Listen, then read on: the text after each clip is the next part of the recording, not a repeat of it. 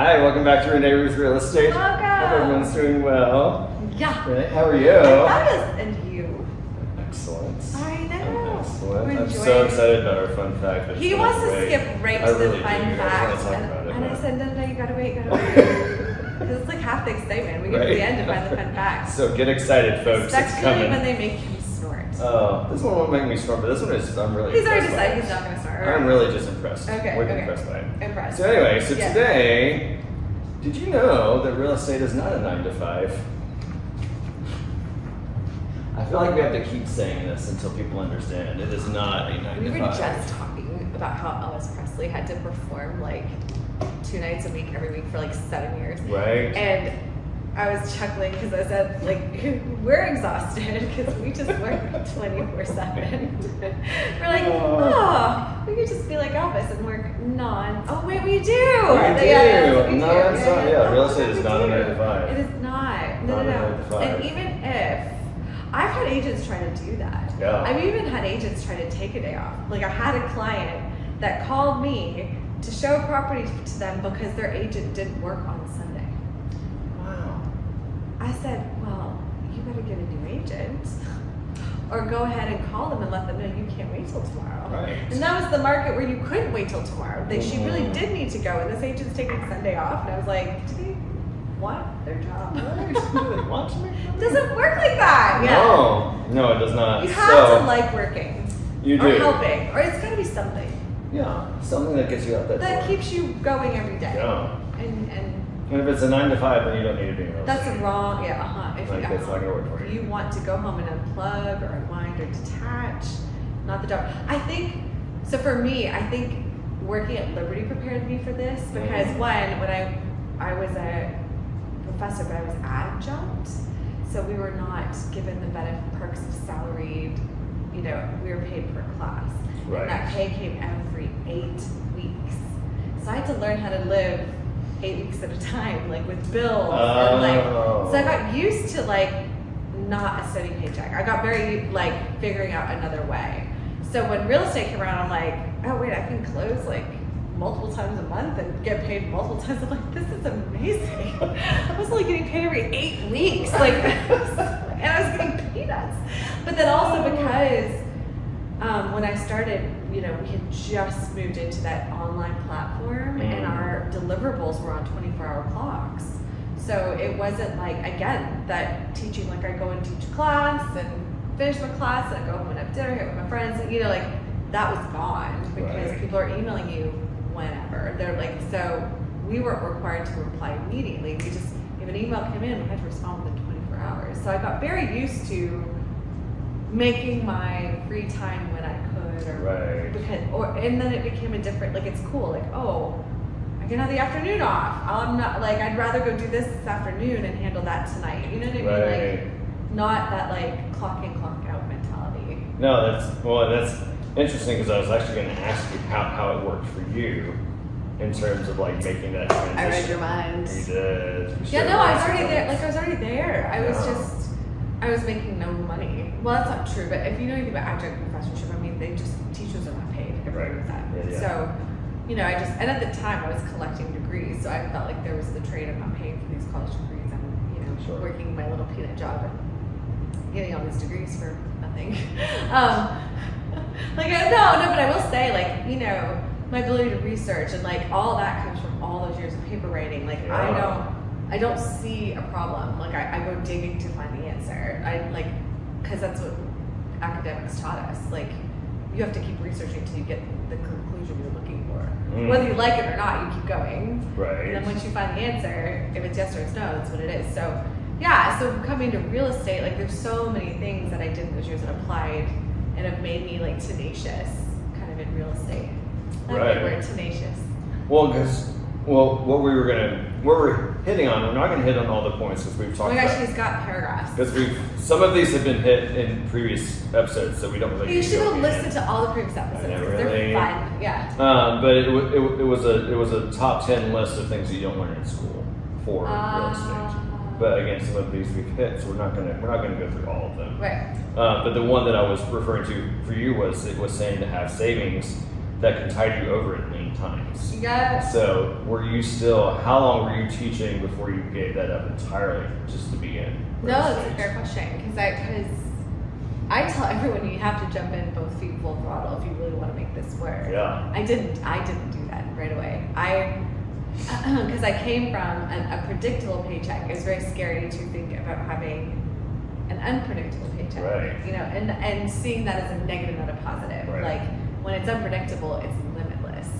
When it's predictable, it's limited. Yeah. This is what you're getting. So I was teaching for, I think it was a year and a half maybe after I got licensed. I continued to teach through the summers, and then just kind of did real estate, like started open houses, so like added it to the plate basically. And I didn't sell much. I could probably scroll back into the history and see, like I think I sold a couple houses the first year, more into the second. And then the school I worked for, I had classes over the summer. Again, like I had structured my life that I could live paycheck to paycheck off that earning. Right. Like I could make my bills, right? So they told me I wasn't getting any more classes for the summer, which means I had no way to pay bills remember it's every 8 weeks, so 3 months of the summer, and then it was going to take me it was going to be 5 months before I saw another payday. Oh, good grief. And I was like, Nice. Thankfully at this point I had been married, I had a green card, so that I had options. Yeah. And then I remembered though, like I just kind of looked at, I was like, okay, how do I make more money? And it was like real estate was there. I was like, okay, you gotta make this work. Yeah. And that's the thing that I always tell people, like, I didn't thrive until it was the only thing I had. And then you have that fight or flight, like, Yeah. I'm either going to drown and lose everything, or I'll fight my way through this and make it work. Yeah, so that's what I learned, and it was so intuitive. Like, I just learned, immediately, like, set goals. I was like, okay, I have to pay, like, but the goal stopped being like, oh, let me just pay a bill. Because if that were the case, I would have had to sell 2 houses that summer and I could have just picked back up where I was. I thought, I'm going to just do this. So I was like, I want to sell 2 houses in 60 days. So again, that's an 8-week. I was used to 8 weeks. Yeah. So my 8 week, I'd just been paid. They just told me I didn't have summer. So technically a class would have started and 8 weeks later I was going to payday. And I was like, okay, well, I'm not just going to get 1 payday. Let me go for 2. And then the 3rd month, I wanted to have 5 closes, which would have been a $30K payday month for me. Right. I had 5 closes, which was my salary for the year. Like literally, if I do that, like I could take the rest of the year off and still live like I did, like when I was teaching, dollar to dollar. So, I did it. I got 2 under contract and they closed in so May, June, July. So July, like 2 closed, and then in May and June, I also set up 5. And this is before the pandemic. This is not a pandemic market. This was just real estate. And I had 5 closes, and they all closed that August. And I remember the last one closed out, and then my puppy died. Oh no. And that was it. I was like, I can't work. I was like I was so distraught I couldn't even function. And that's what I saw. Like that was like the lesson though. Like, oh my goodness, if I don't open doors and show property, or if I'm not in every second of this deal, like I had deals that were supposed to close in September, but they were drama was starting, and I didn't have the energy to handle it, and they just unraveled. I just watched all this stuff fall apart, and I was like, wow, that's not safe. Like if you got into a position, that's how I found EXP. Right. That was the succession of events, and then also seeing my broker take 10% of 30K, and he had done literally nothing. Right. I was like, you got paid $3,000 this month for doing nothing. So I was like, not cool, dude. Not cool. Not cool. Not okay. Not okay. I mean, give me a desk or something. Like, yeah. Well, like we had said not too long ago, embrace working at night and on weekends. It's not a 9 to 5. Because people shop at home in their free time. Well, the internet just changed. I feel so bad for the older agents who were not accustomed, because I think those of us, like the Gen Xers, like we are, we were the first ones in youth to hold devices. Right. Our parents were holding it in adult. Yeah. We were the first youth to hold devices, and brand new, first off, and getting accustomed to that having that there and having that instant communication, where I think the adult world didn't embrace it the same. Right. Because we were, as teenagers, we were in a place where we had time to talk like that. So suddenly it became part of our process and communication, to where when this kind of a market showed up and it's like Zillow, everything's online and everyone's talking all the time, it's like, we've been doing this forever, you know? Yeah. Not as long as the kids that were born with the devices in their hands, but we were the first teens, you know, we were the teen generation that introduced tech. So I think that made that transition, like the idea of morning and night, like, and then, you know, realizing too, especially during the pandemic, where I had no boundaries because I was running so hard. Yeah. And because what else was there to do? It really made it easy. Like, it's not like I was missing out on socializing. By working 24/7, I was missing nothing. Exactly. And now that like the pandemic is over, and it's like, okay, well, I do need to find a balance, because that's incredibly unhealthy. It's like we were talking about, you know, Elvis Presley singing every night for 7 years, twice a night. Like, that's not balance. It's not balance. No. Yeah, and then Not realizing you long-term. need to find a balance, Yeah. and then like that's my new process. It's like, okay, so what does that balance look like? Yeah, absolutely. Well, I mean, because so you have to think about the fact that clients probably are working 9 to 5. A lot of So them have a lot of standard. times the nights and the weekends are because that's when they're off. Well, I've So- seen that shift, because in the pandemic everybody's off. Right. Everywhere. So it wasn't nights remote. and weekends. They spent nights and weekends at home with their family. Now that everyone's being pulled back into buildings and back to work, and all this is like trying to resume some sort of normal, I'm having to, like, my weekends are full, you know, and my evenings are full, and I'm finding myself with time during the day, and I'm like, so maybe this is my downtime, right? Right. Like, I go to the gym during the day, and I go, you know, we meet up with friends during the day, and then I go to work in the evening. So, but it's important in a business like this to have balance, and then to figure out what that balance looks like for you. It's different for everyone too. It is. Oh, absolutely. So, and again, it's also understanding that you're taking ownership of your business. Well, like you are an entrepreneur. And ask any entrepreneur, and they don't, like, there is no 9 to 5 for them. We will laugh at you. We will laugh at you. We. I've been an entrepreneur for many years. There is no set schedule. No, So- and if you are, you know, if you have friends or you have family or you have a space where that's asked of you, it's going to be hard to thrive. Yeah.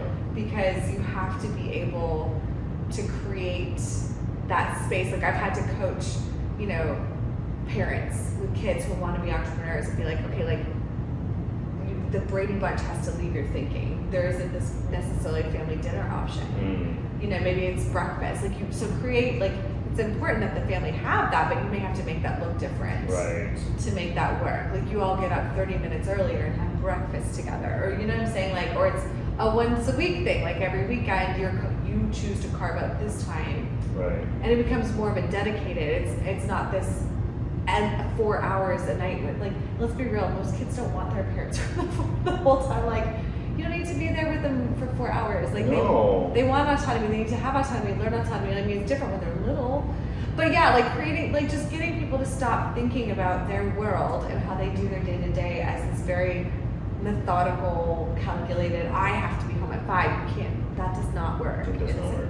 As an So entrepreneur. what would you recommend to somebody who got into real estate not understanding?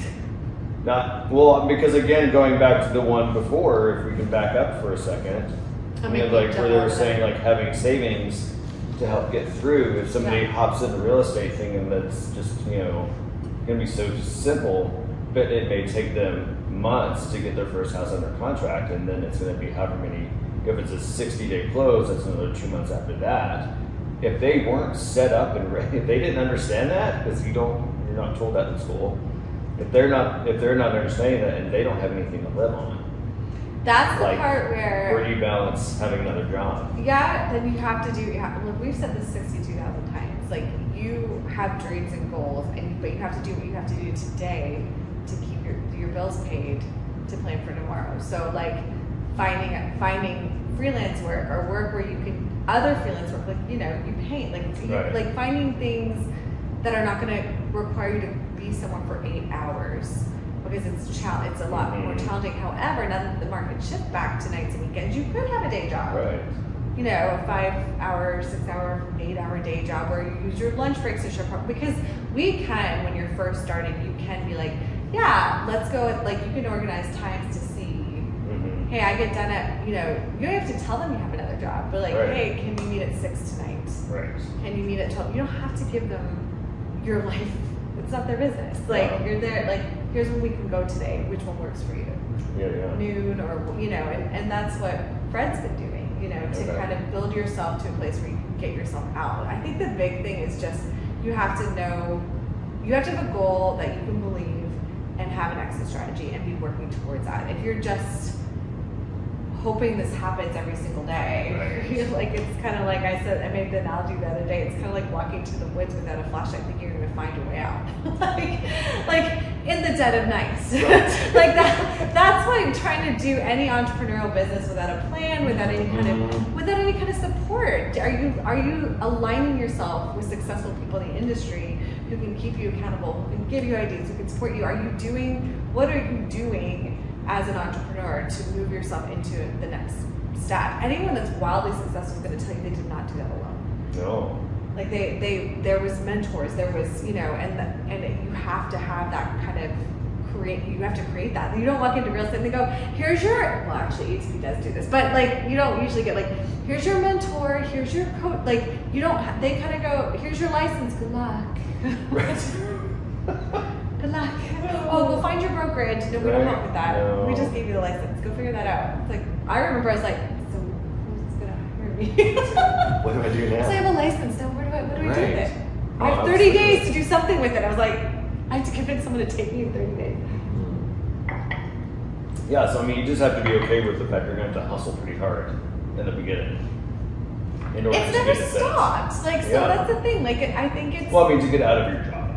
Yeah. Well, you may have to, we call it like double timing, right? Yeah. So like you're working really hard in this day job, so then eventually you want to be able to put your focus in one place.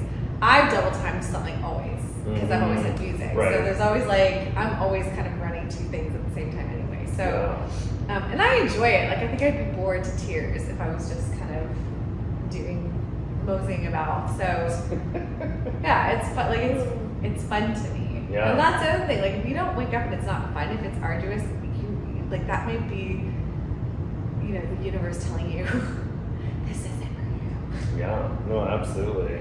Another one is ask everyone you know for referrals all the time. Never stop. Keep asking. We actually have got some girls that we've got, they're facing a lot of, it's the cold call rejection, right? Yeah. Like and it's cold. By a cold lead, it means that person, to your knowledge, is not looking to do anything. Right. And that doesn't even, like, they say your family and friends would be warmer because the relationship already exists, but I always found it was still cold. Oh, fully.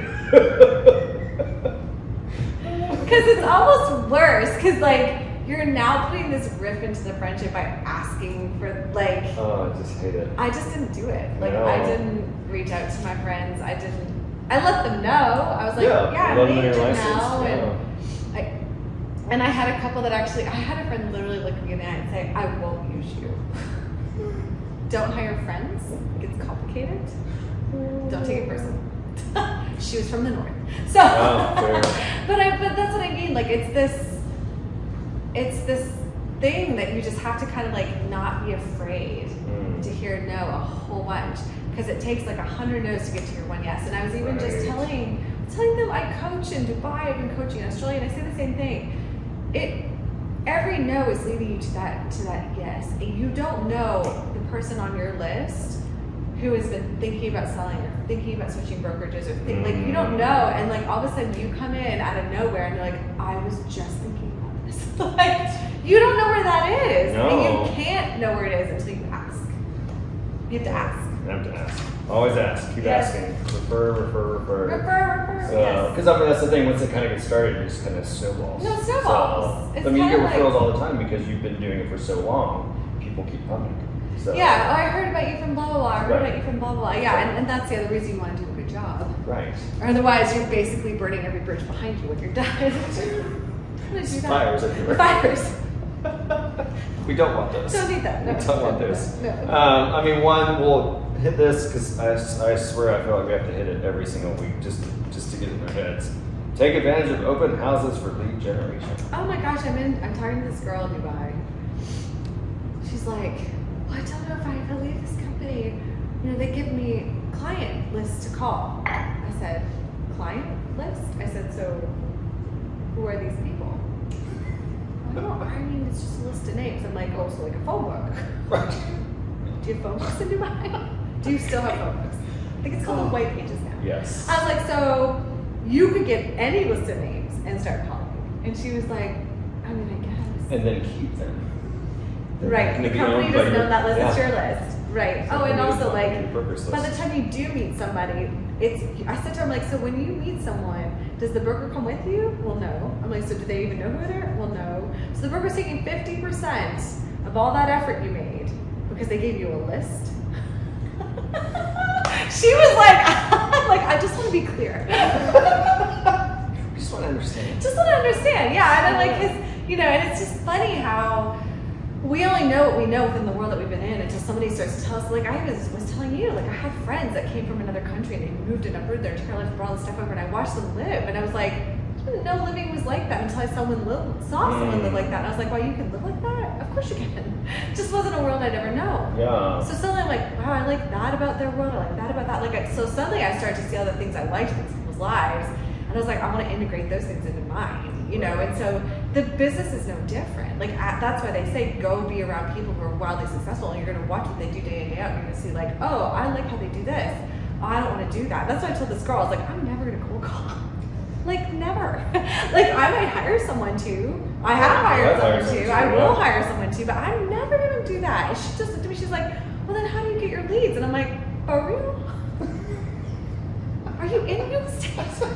I mean, I know you're in Dubai, but come on. I said to her, I was like, and I happen to know because there's another guy I was talking to that's a huge hustler in Dubai, and every time we try to connect, he's either preparing for an open house at like 1 a.m. Like this dude's doing. So I know they do open houses. Yeah. So I said, open house?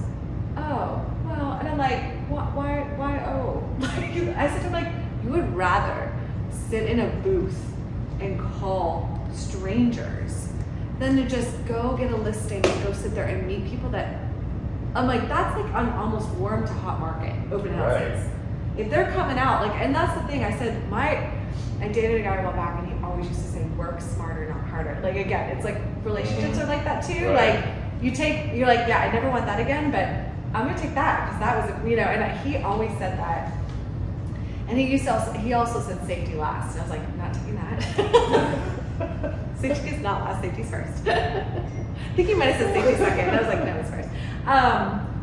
He was a daredevil. But he always said work smarter, not harder. That's how he lived. And I watched how he lived. And I was like, that's genius. Why would you work any harder than you have to? And I told her, I was like, they were offering her the opportunity to come in and cold call basically new builds. But in Dubai, it's called off plan. So they were giving them the opportunity to call people. And I'm like, and what exactly is different with the list that you're giving them for off plan that you're not giving them for secondary, which is a resale market? And I'm like, but what? And she's telling us to me like it made perfect sense. And I'm like, I just and there's lots of ways. Like open houses is just one. And I told her, like, it's grassroots, basic, kiss babies, shake hands, build your business. Right.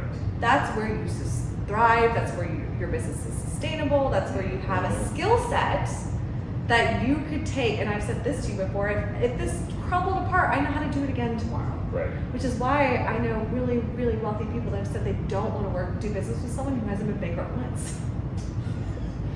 Because they've been bankrupt once and they're successful, that means they know how to come back. Yeah. Right? Like you know how to do it again. That's amazing. Yeah. Wow.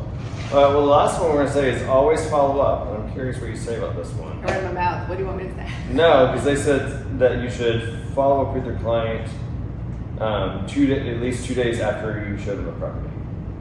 And continue to follow up until they give you an answer one way or the other.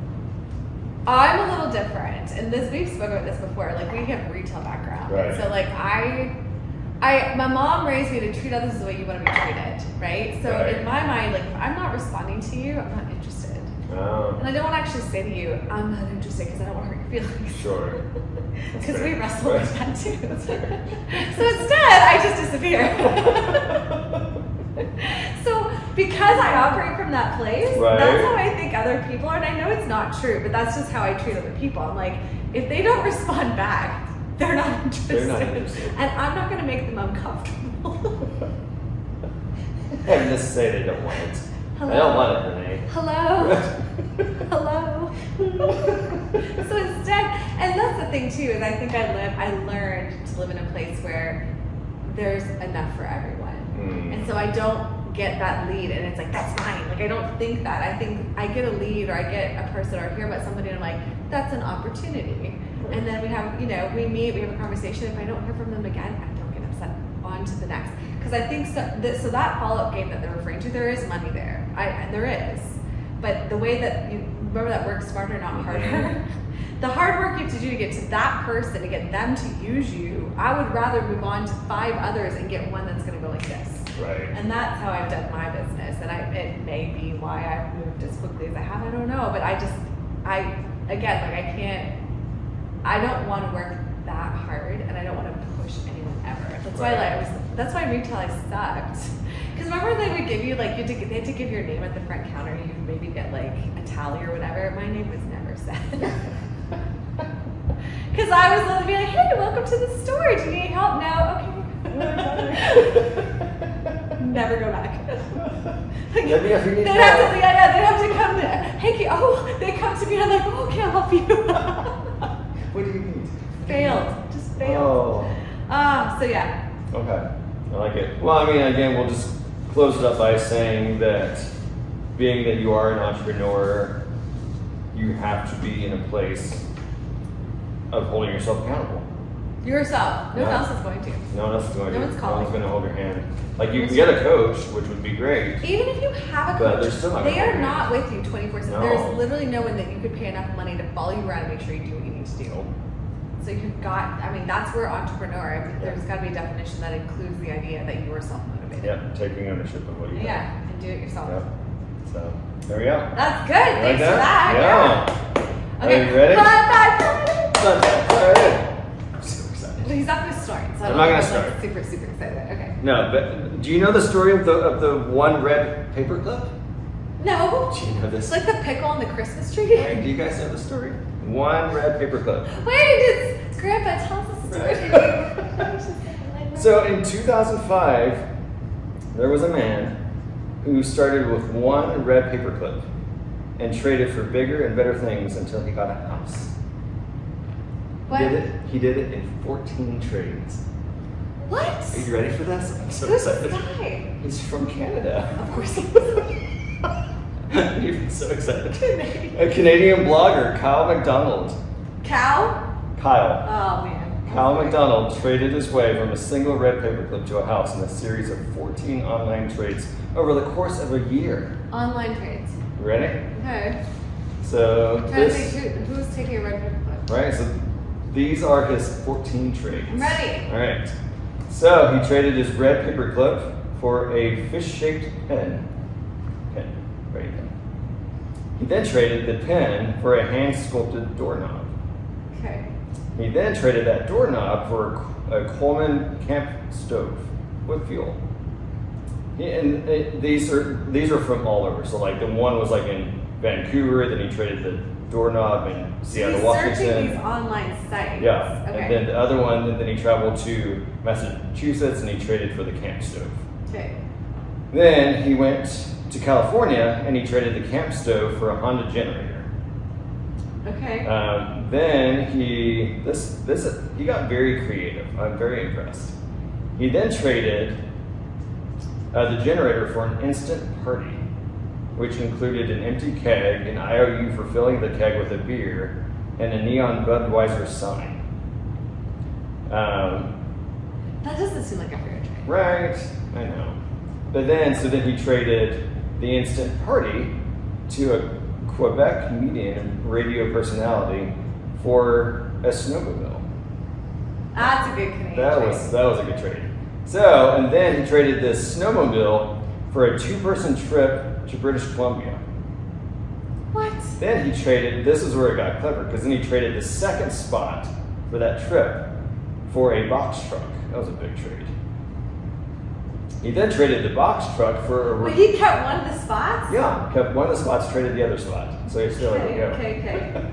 He then traded the box truck for a recording contract with Metalworks in Ontario. Then he traded the contract for a year's rent in Phoenix, Arizona.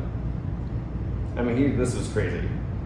Then he traded the year's rent in Phoenix for an afternoon with Alice Cooper. What? How he found these things, I have no idea. So then he went on to trade the afternoon with Cooper for a Kiss motorized snow globe. Then traded the snow globe for a role in a film, Donna on Demand. How do you even trade for a role in a film? I do not understand how that happened. So then his final trade was on July 5th, 2006. He traded the movie role for a 2-story farmhouse. 14 trades in a matter of a year. Is that not He insane? spent the whole year. He literally, I wonder how many notes he got. Yeah, I would be very curious to know that. So yeah, 14 trades went from a red paperclip to a whole house, 2-story farmhouse. Yeah. That first trade though, the paperclip to the who wants the red? Why do you want a red paperclip? Some of it are final take. I don't care. I mean, I feel like some of them were friends. Had to have been, right? Start it. So, because some of these on here, yeah, like when he traded the doorknob, he traded with a friend to get the camp stove. So like some of these, I feel like he knew, and then went from there. So yeah, it's still very clever. But the Alice Cooper. Yeah, how do you get an afternoon with Alice Cooper? Can I get that one? Who's giving that away for a party? Well, I know, right? Why would you give that away? So what I'm wondering is if there was like a radio contest that was like win an afternoon with Alice Cooper, and then he was able to find the person that had that, and then was able to trade for whatever the next one was. Unreal. Yeah, isn't that crazy? Dude, go find that guy in socials and follow him. Seriously, Canadian blogger. Go Canada! Kyle McDonald, good job, sir. McDonald too, what a great Canadian last name. Oh my Yes, gosh, it's so great. love it. Oh, well, thank you for joining us. Thank you, Chad, as Thank you. always. See you next week. Cheers.